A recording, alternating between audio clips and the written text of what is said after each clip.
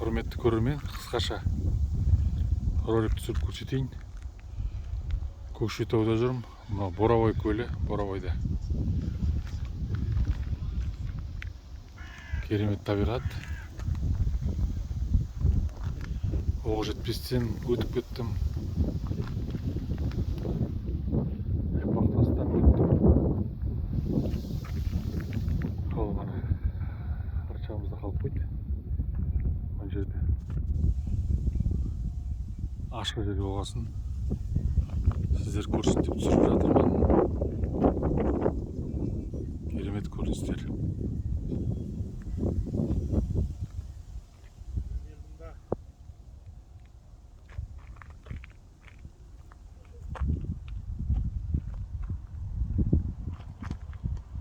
Балық аулауға баратын